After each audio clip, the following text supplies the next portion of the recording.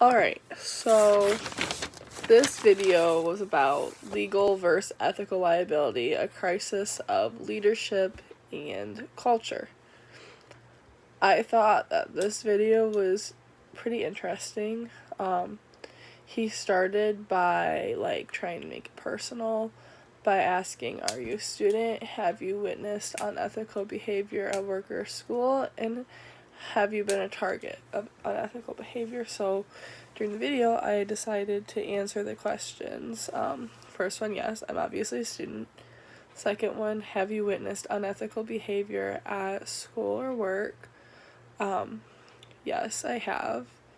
When back in high school, I worked at Bob Evans as a host, and one of the hosts, because we were in charge of busing tables when it was busy and stuff, one of the hosts would take some of the tips off the tables. And now that I'm a server, I understand how frustrating that was, because as a host we also we would make tips from carryout, so there was no way to prove that she was taking the tips off of the people's tables. So she was not fired or anything, and it was just a big mess. But have you been a target of unethical conduct? No, I do not think I've ever been an actual target, which, knock on wood, but I'm lucky to say.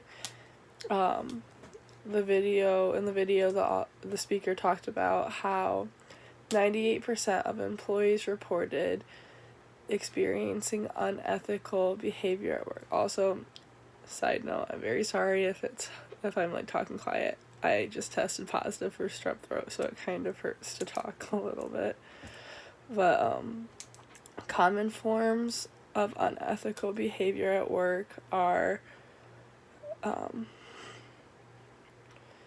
being punished in your review, having your reputation or opportunities undermined, being yelled at or sworn at by your boss or coworkers, and being forced to go along, shut up or else.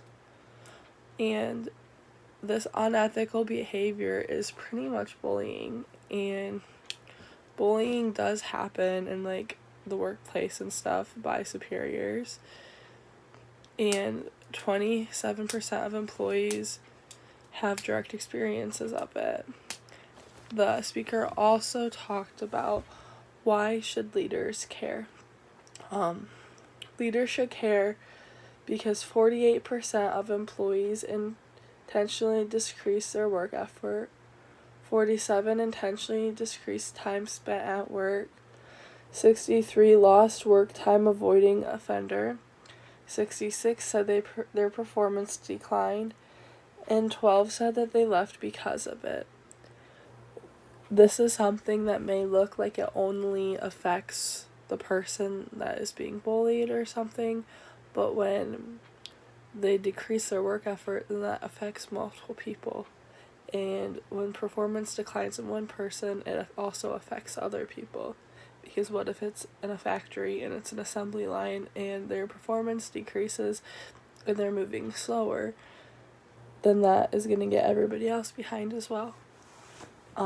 Executives spend 15% or 7 weeks of their time dealing with unethical conduct.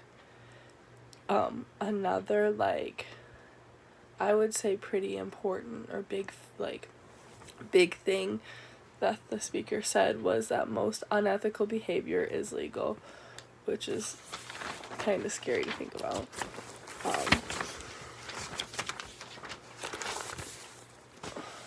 Legal liability matters, but ethical liability is the higher standard and what we actually expect out of our leaders.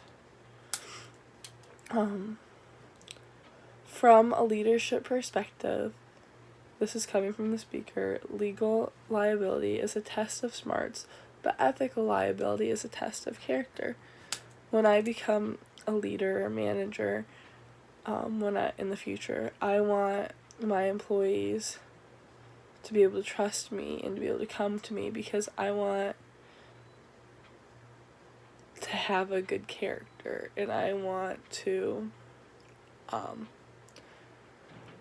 the company to be built around that, be built around the ethical view of things. The most common form of unethical leadership is allowing unethical conduct to continue, not knowing or knowingly not acting. Which is pretty much like, it happens because it's just being swept under the table and people are just acting like nothing happened. Unethical leadership breeds unethical culture. And cultures perpetuate unethical behavior. So an unethical leadership breeds unethical culture. When, like, you're working for in a job where there's unethical leadership, you start continuing to do that, and then it almost seems right to you, or that seems like how you're supposed to do things, and that's why it breeds the unethical culture, and then it perpetuates unethical behavior, because other people are going to start acting like that. A big example is college sports, with the sexual assault, the bullying, the hazing, and the fraud. Most of it is just swept under the table. There's a lot of cases that we don't know about. And a big reason that this is happening is because there are no consequences for the leaders. A statement that the speaker said was, are these leaders above the law? Maybe not, but it sure seems like it. There definitely needs to be more accountability for these problems, because I feel like bullying or unethical leadership in the workplace is a bigger issue than most people think.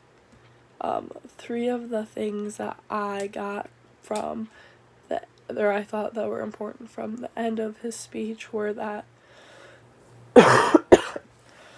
leaders in action speak louder than any policy or code.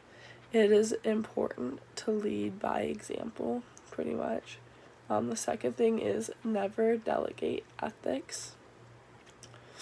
And the third thing that I got from what the speaker said was, ethics is everyone's responsibility. It is important, if you aren't the one being affected by it, to still be the person reporting it. I thought overall this was a important talk or speech, and I think that I learned a lot from it.